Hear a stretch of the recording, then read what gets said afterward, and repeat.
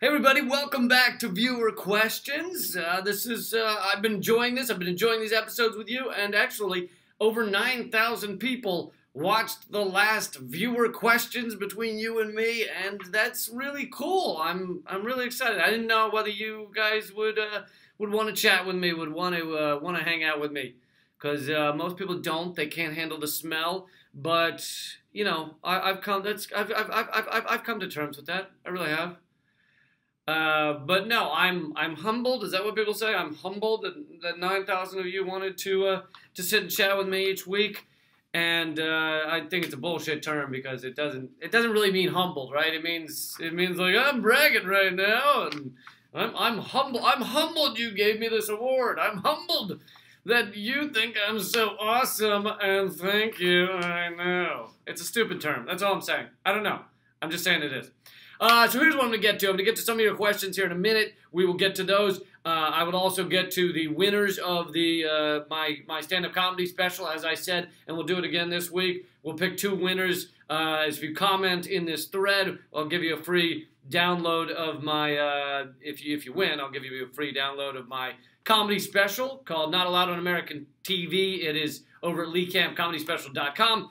But before I get to your viewer questions and before I get to the winners, I'm going to go through some topics I didn't get to on Redacted Tonight. As you saw, I hope, if you watch Redacted Tonight. If you don't, how dare you? Did I say that last week? I feel like I maybe said that before. But it's just in my head.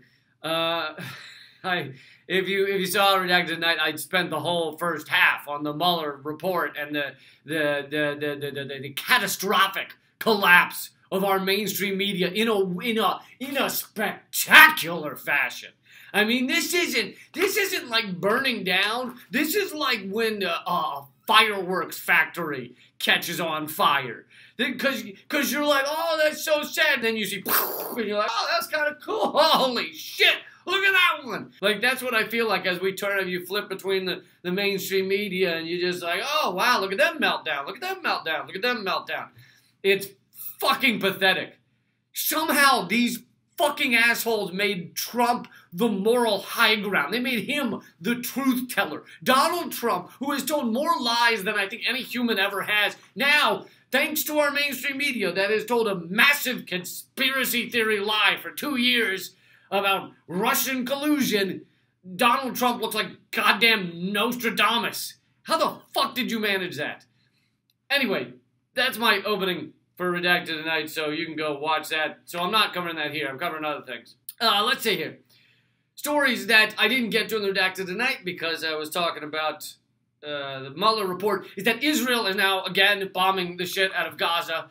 And the truth is, Israel has to do this every once in a while, all right? They have to because they want to make sure that everyone in Gaza is fucking miserable. They want to make sure they don't have infrastructure. They want to make sure they can't put together a highly functioning society there. They are in an open-air prison. They are not allowed out. They do not have control over their lives and their livelihood. And that's what we want. Like, you know, in America, we stand up for this ideal of freedom, right? We can save the debate as to whether we have it or not. We don't. But we have the ideal of freedom. And so why would we support other countries taking that freedom away from people? Why would we be like, yeah, keep them in an open-air prison, keep them fucking caged in?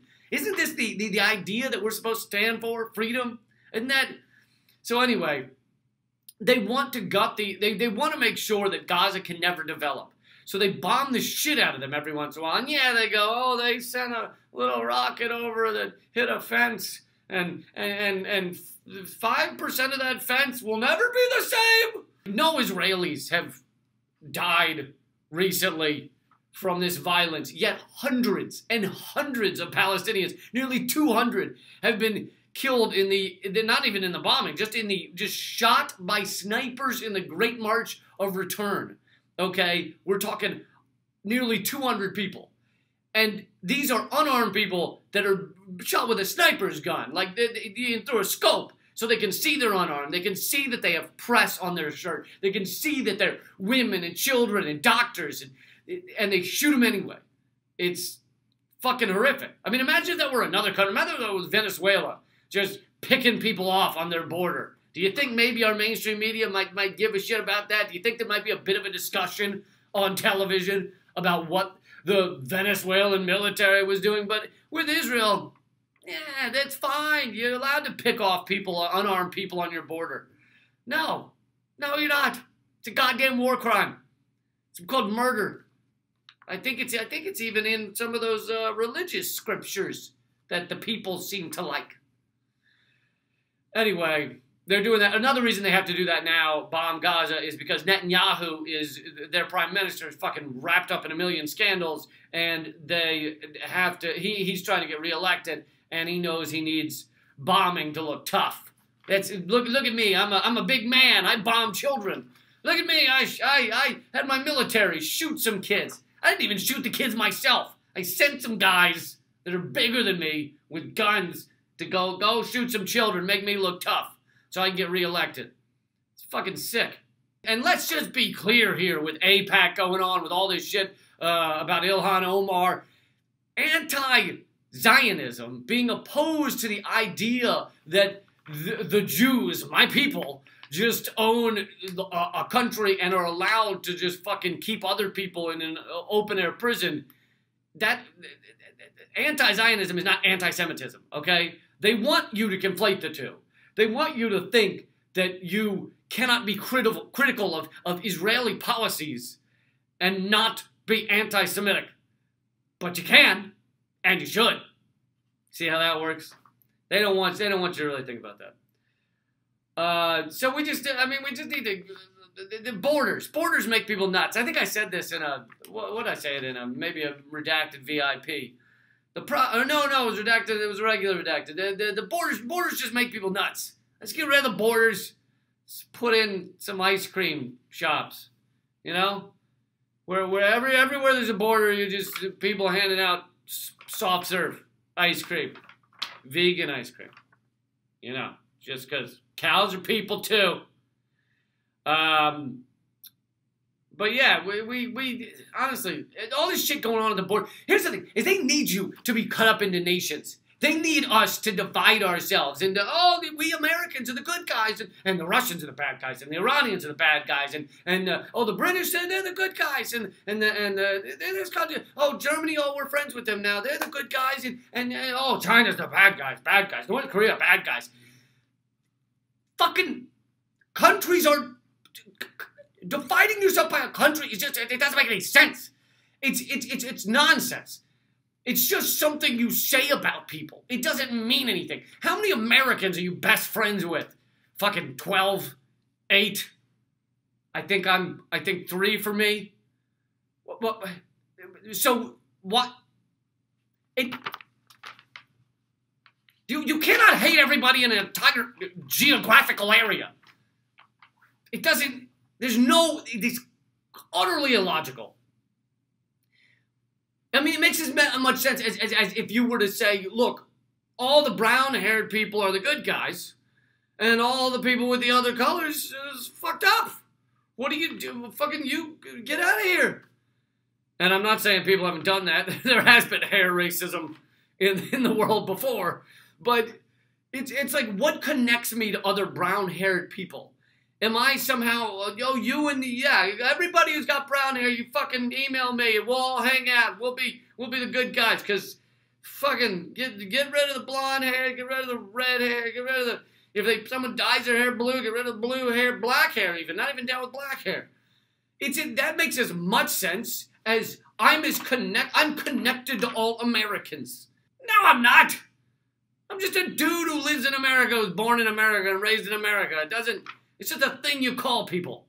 There's no more sense to the idea that I should hate everybody in Iran because they're in Iran.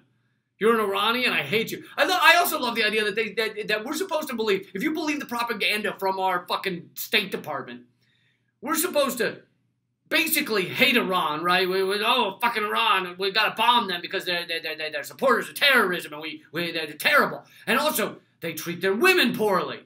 So wait, I thought we hated all Iranians. Oh no, we like the women. The women, we like them and we want to help the women, but we hate the other people in Iran, including the fucking babies. goddamn Iranian babies, just the male babies. The women, female babies, treated very poorly because they're female. But male babies, fuck them, gotta help the women.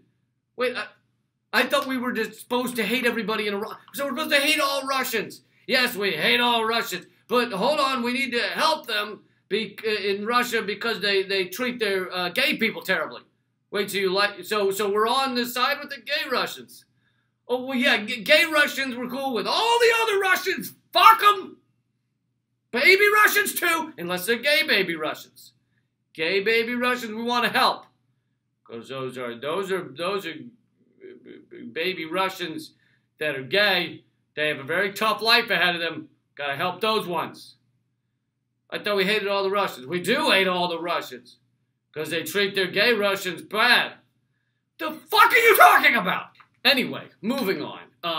Speaking of borders making people crazy, our border patrol is now, they've run out of room to hold the immigrants, the migrants that are coming to America because they're desperate and they need help. And that's what a refugee is. That's why they're not, there's almost no one who's just sitting in one of these countries, Guatemala or Honduras, who's just like, let me leave everything I've ever known, all my belongings, all my possessions, except for, the $100 I've amassed in my pocket. Let me leave it all behind, strap my, baby or my 3-year-old to my back, walk across a couple of countries, through a desert, in order to try and get to America, just cause I have a few weeks off, just cause let's give it a try. No, they're coming because they're desperate. And a lot of the time, I didn't even get to the story.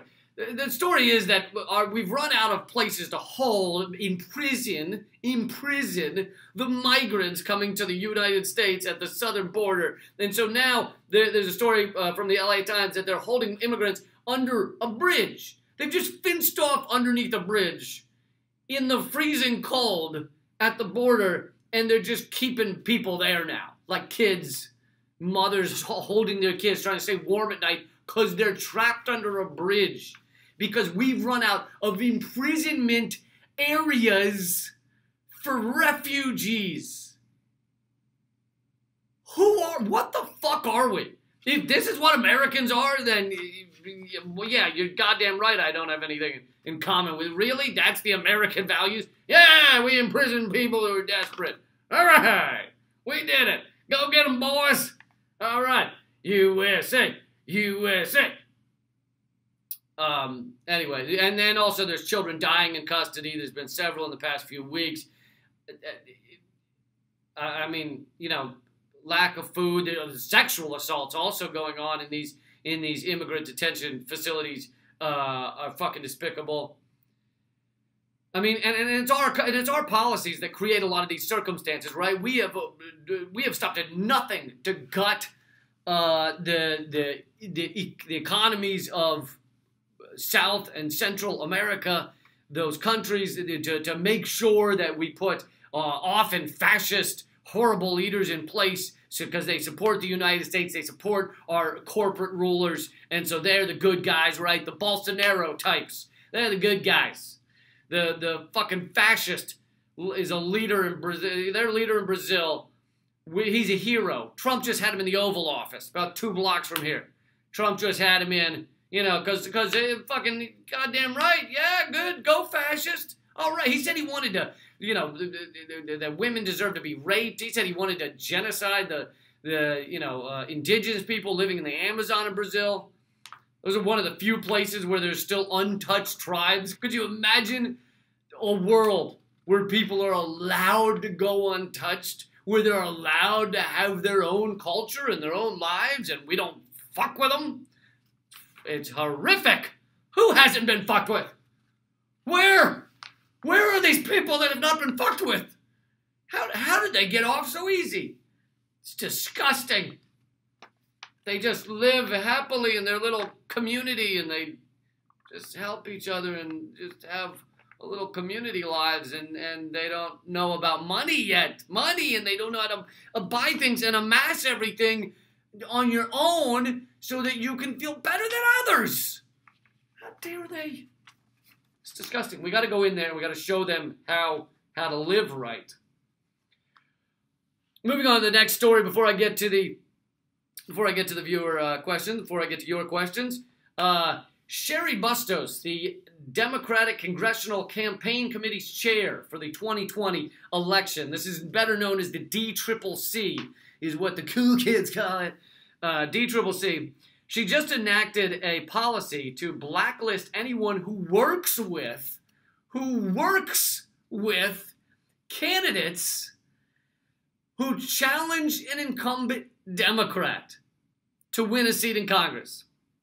Do you follow this? So if a Democrat, which there are a lot of Democrats who are fucking shitty, beyond shitty. So what's the Democratic way to deal with a candidate, a sitting congressperson who is awful, who's corrupt, who's terrible? What do? You challenge them in the primary. You put someone up to run against them who is better, who's going to do a better job, who's going to represent the people, who's going to go up there and be like, I actually want to help you. I'm not just fucking taking your vote and then selling you all out to the top, extracting all the resources to a couple of corporations. I'm actually going to help you. And the person maybe has a record of helping people as opposed to being sold out, as opposed to being corrupt. That's the Democratic way to deal with it, right? Not the guillotines, but to fucking vote someone else in.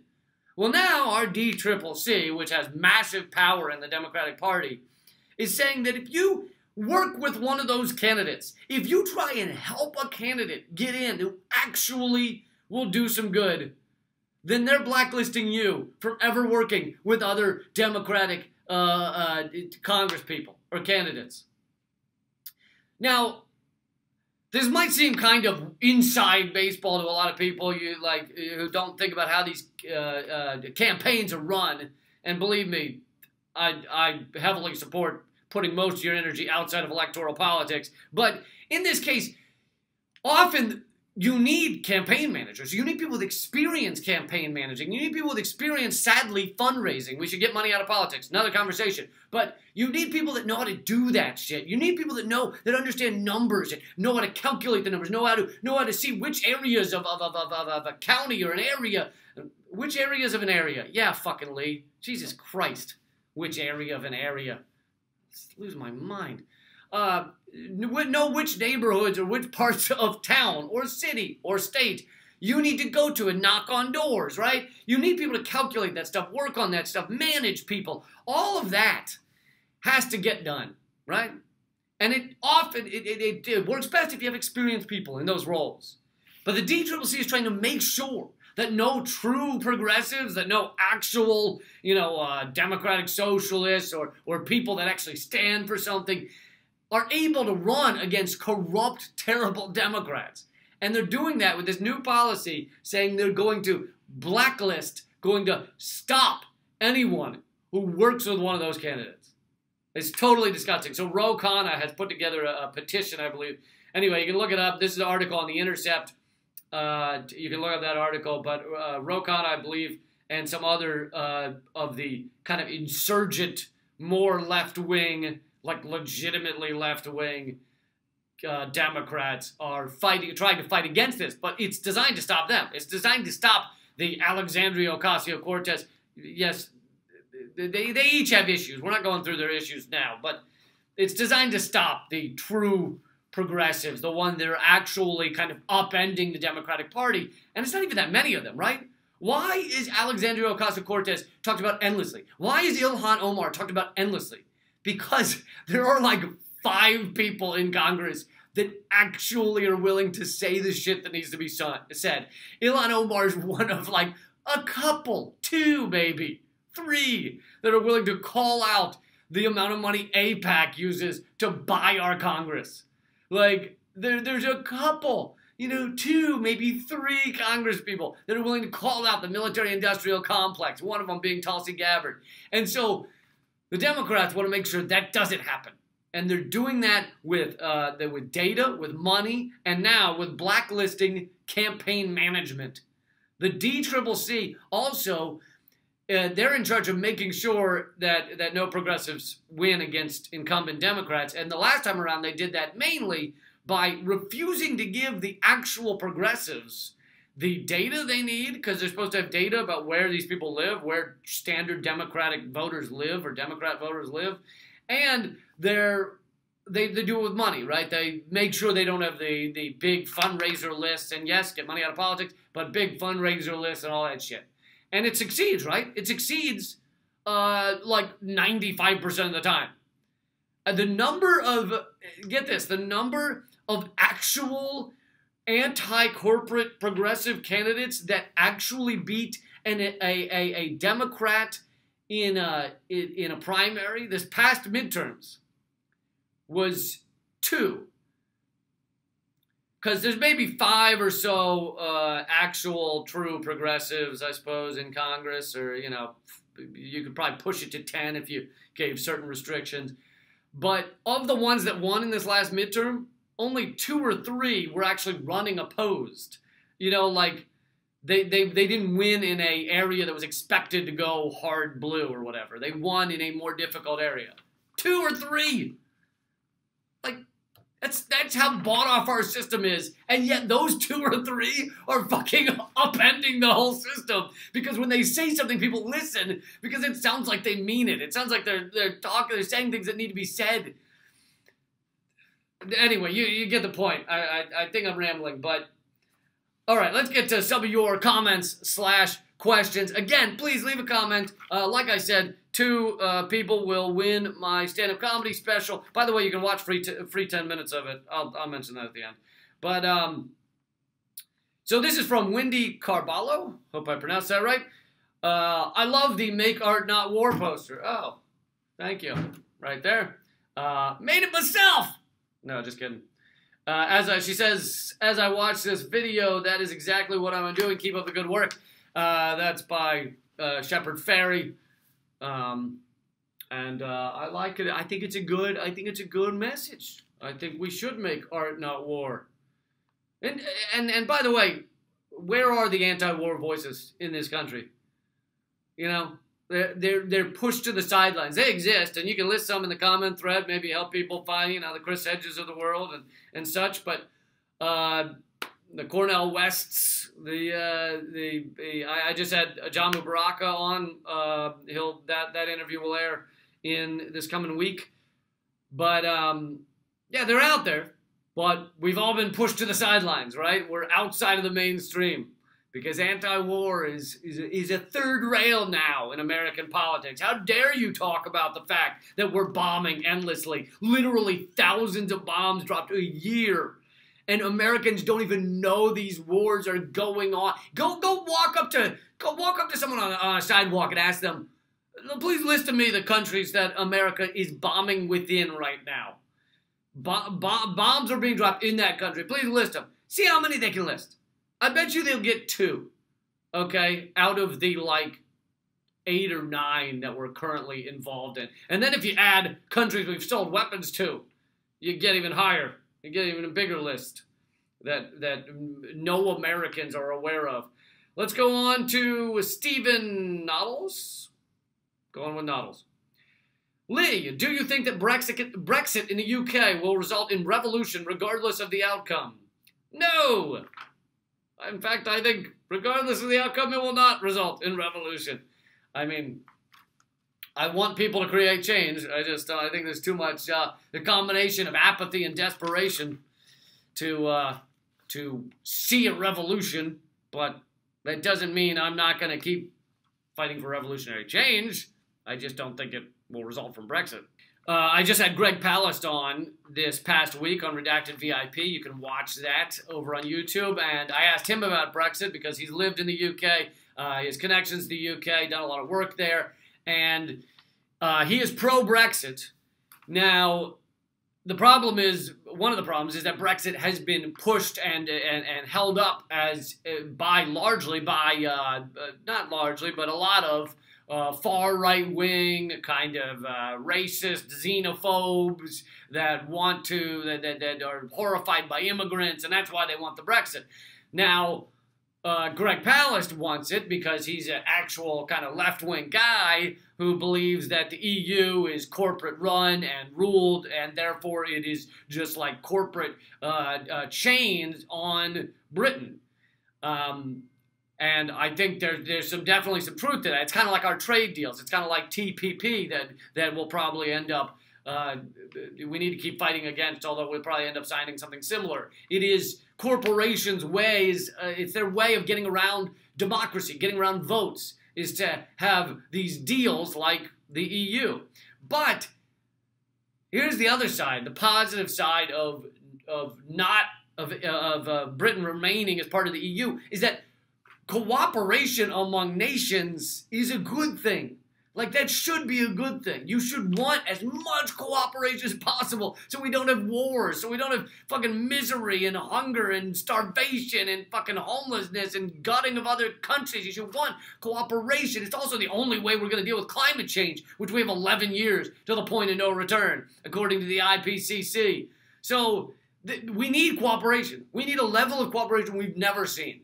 And I think breaking bonds, I think how about instead let's have a revolutionary change in the EU, take over the EU, and make it not corporate run. I think that could be a positive. So, you know, I don't like everything coming down to nationalism and jingoism and isolationism. We should be the opposite. If we just replace the borders with the ice cream stands I was talking about earlier, you wouldn't even have a Brexit, because then you'd be like, do we want a Brexit? You mean pulling out of the ice cream stands? No. What is that? It's fucking delicious vegan ice cream. Why would we want to stop that? Let's remain involved in the free ice cream. Okay, next question. This is from they're referring to the VIP episode, The Real Way the Election Was Rigged and Venezuela's White Supremacist Coup. That was with Greg Palast, as well as Ford Fisher. This is coming from M.E. He or she, they say, isn't using the military against your own people against EU law? He or she or they are talking about the French military on the streets of Paris, because Macron put the military out on the streets to try and deal with the yellow vest movements. Speaking of revolutionary change. They continue, I know it's a law that gets ignored a lot, but it's pretty big if France is openly posting military personnel in Paris. I don't actually know the EU law on military on your own streets, your own people, but it's supposed to be illegal here in the United States, and that doesn't mean it doesn't exist. Trump sent the military down to the border of Mexico, although even the Pentagon it was like, what the fuck are we doing? This is not a war. We're not fighting against a woman trying to come here with a kid on her back because she got a bottle of water with her. Are we gonna, get her, military, fucking get her, she's got a bottle of water, get her. Sorry, that southern accent really takes it out of the vocal cords. All right, how the U.S. secretly cut Venezuela's power. That's the episode Chris is referring to. Chris says, I love how the U.S. pretends to be the moral guiding light of the world while they sneak around playing childish pranks like this. Totally agree. I believe it is childish. I don't believe it's a prank. I believe the U.S. knows exactly what they're doing. We are trying to, and some of you are annoyed when I say the U.S. and I say we, but the point is I want people to know that I'm fucking American born and bred. By saying they, it sounds like I'm, filming this in Antarctica, and I'm just like, let me tell you what I think about America. This is the accent that every person in Antarctica has. I bet many of you didn't know that. That's what they sound like up in the old Ticka, as we call it.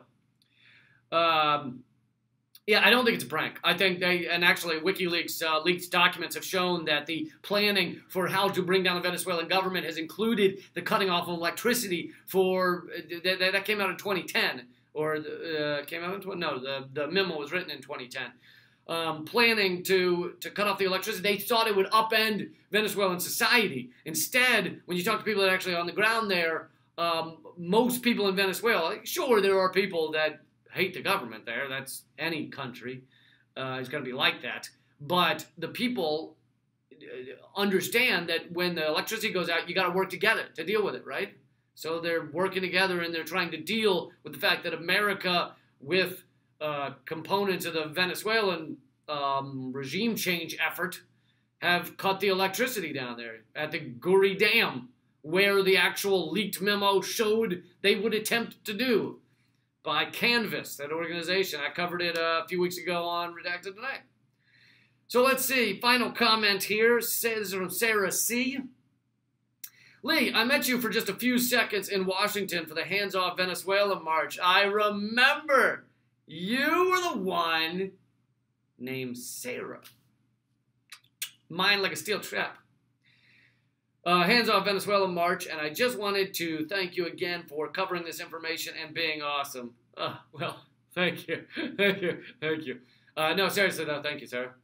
Thank you. The covering this information, it's important, and I cover it because I feel like it should be on every mainstream media outlet. And unfortunately, that would put me out of a job, but I'm willing to take the hit. If CNN wants to start covering all this shit, the actual news in the world, the actual real world that's going on, then fucking steal my job, CNN. Go for it. Come on, Fox News. I dare you. Cover all the real shit, and I'll be out of a job. That's the best way to get rid of me. If you want to get rid of me, I can get them to cover all this stuff.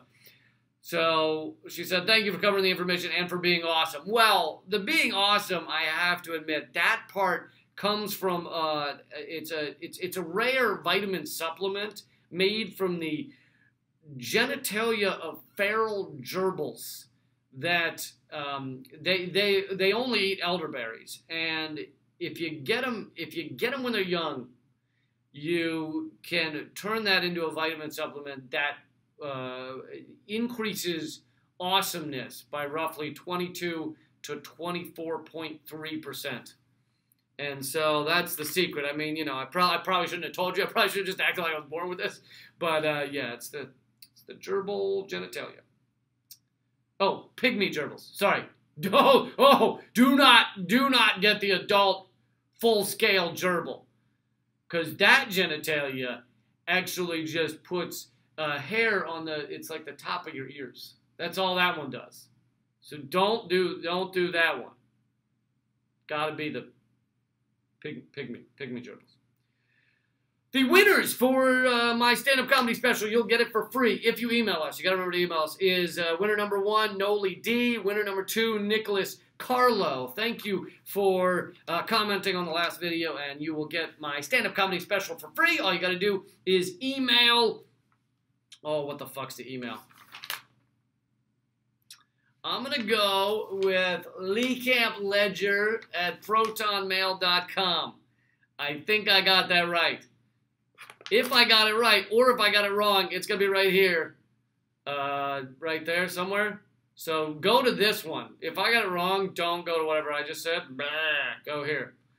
And you can all watch the first 10 minutes of that comedy special for free at leecampcomedyspecial.com. That's the only place to get it. It's no corporate entrances, no ads. It's first 10 minutes are free over there. Go check it out. See what you think.